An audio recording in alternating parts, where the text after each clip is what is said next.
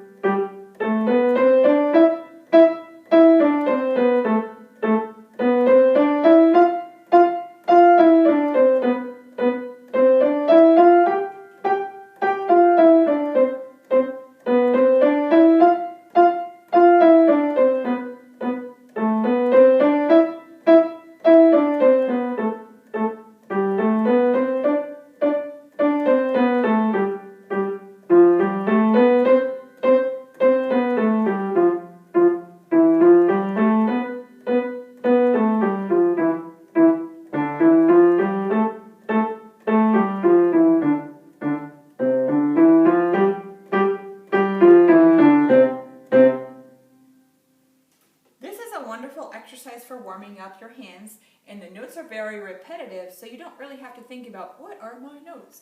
Here's what you should think about. Is your thumb over the keys, or is it out here going, help, save me, I'll save you. Stay over the keys, it's safer there. Also, if the thumb is over the keys, your 5 is probably going to have an easier time making this important shape. This is like the top of a house. You can tell if you have that shape if, when you turn your hand over and look, you have a crack right there. That is important. You want this shape in your hand so that your finger will present the fingertip to the keys. If your fingertip is on the keys, you have a much better chance of being able to control your sound. However, it is very hard to make this shape and keep your thumb over the keys if your bench is too low. So have a look. Make sure that you take a picture of yourself from the side, or if someone can look at you from the side, and check and see if your elbow is too low. If your elbow is lower than the level of the keys when you're sitting tall and your shoulders are relaxed, then probably your bench is too low. So one thing you can do is stick boards under your bench, or you could sit on some books, or you could get some thick foam mats that are like floor mats, and you could, if you have a big square, you can take a bread knife and cut them in half and then stack them and sit on them. Or if you have a piano on a stand, you could experiment with a different level on the stand. However, sometimes the levels have too great a difference from height to height. So you can't pinpoint exactly the level that you might need. When you're playing this exercise, and after you have mastered having your thumb over the keys and your 5 in this position, you'll find that when you play staccato notes, this action helps you keep the hand shape. If you just go straight down, because your arm is attached up here, your hand wants to slide back.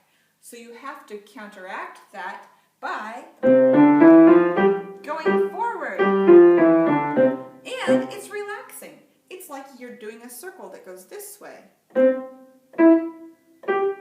So that's a really wonderful way to make staccatos happen. Now, after you know how to play this, you can push the sound in different directions like this. I'm going to play the right hand louder than the left hand.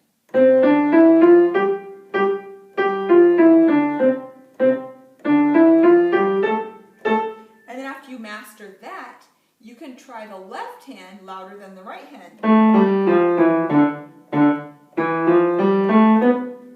And so on. If you think that's hard when you try that the first time, don't give up. It takes a long time to master that usually, but a lot of work, a lot of patience, you can do it. It's a very useful skill in music. Another thing you can do with this exercise is make a long crescendo.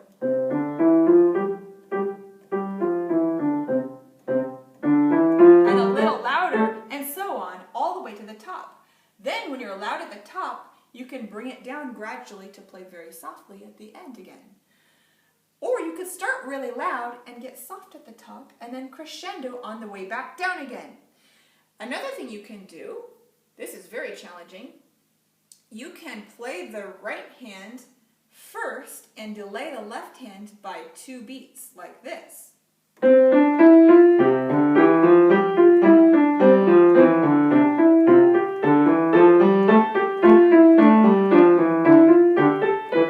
what makes that tricky is that the right hand has to play staccato while the left hand is playing smooth. And then the left hand has to play staccato while the right hand is playing smooth. And you can combine that with different dynamics in the right hand. So, enjoy the alligator hop hop exercise, and I hope you work hard to try out these different ways to push your sound and your abilities with an exercise that doesn't require very much thought as to what exactly the notes are.